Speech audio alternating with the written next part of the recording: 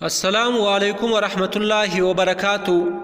محترم سامعین، آج ہم ایک ایسے مسئلے کو ذکر کرتے ہیں جو کہ بہت زیادہ واقع ہوتی ہے۔ وہ مسئلہ یہ ہے کہ کوئی صاحب نصاب شخص کسی غریب کو قربانی کے لیے مثلاً 10,000 روپے دیتا ہے کہ اس سے میری طرف سے قربانی کرو۔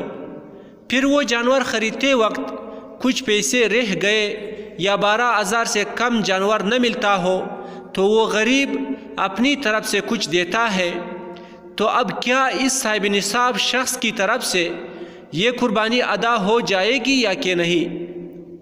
تو مذکورہ مسئلہ کا جواب جامعہ دارالعلوم کراچی اور جامعہ بنوری ٹاؤن نے یہ دیا ہے کہ غریب شخص نے جو رقم اپنی طرف سے لگایا ہے یہ غریب کی طرف سے تبرع و احسان ہے اور اس صاحب نصاب شخص کی طرف سے قربانی ادا ہو جاتی ہے۔